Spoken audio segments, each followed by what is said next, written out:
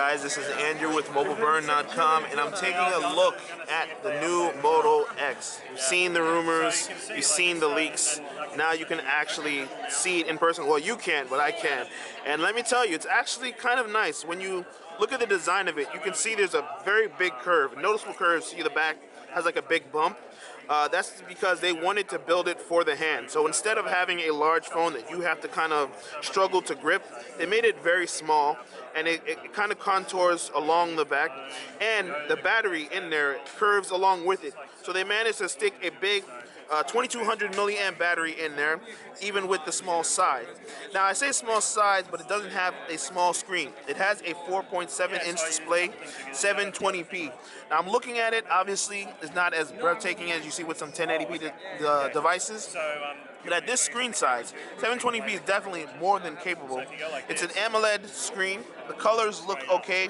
They've got some proprietary things to kind of hard to explain right now, but just suffice to say that when you look at it in person, the colors look good upon first impression. When you really get in close, you don't see any breaking of text or anything like that. It looks very nice to hold. Aside from that, when you look at things on the button side, on the right, you have a power button and volume up and down. On the bottom, micro USB ports. On the back, it has a 10 megapixel camera and an LED flash. They also have something on here called a clear pixels, basically designed to limit the amount of blur that you see in your photos. It limits the amount of noise that you see when you take low light photos. So it basically inserts a white pixel into an RGB structure in order to make it look better. Internally, there's some interesting things going on here. Just like the Droids announced last week, it includes Motorola's X8 infrastructure. There's basically 8 cores, 4 for graphics, and there are 2 dedicated specifically to running apps. So it has a 1.7 gigahertz dual-core processor from Qualcomm.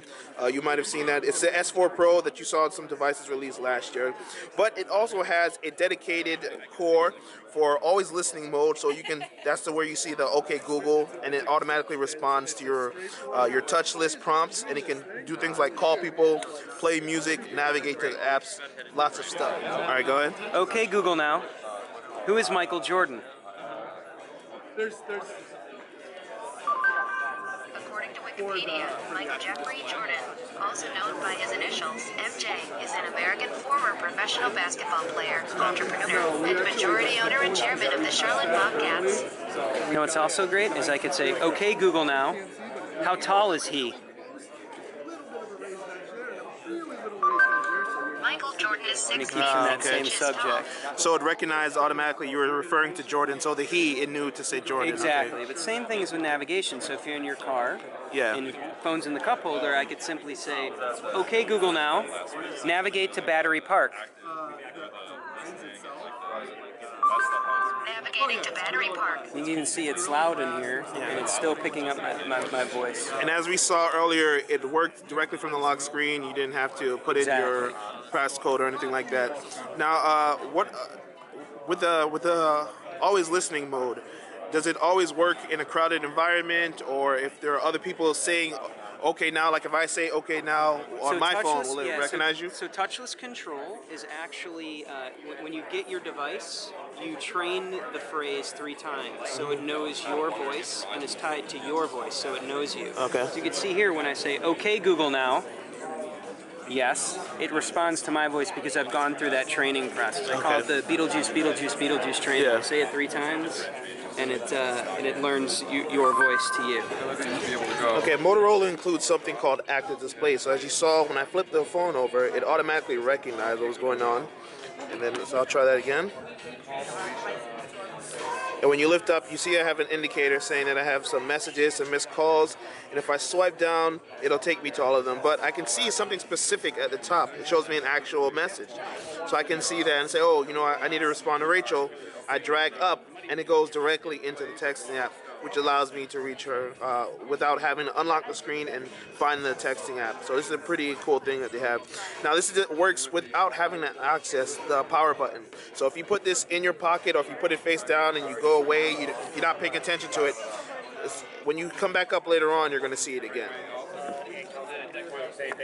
On the back, they actually have a woven material. They take 3 different types of materials, they finally weave them together, and then you get this, the back what they have now. It's a composite.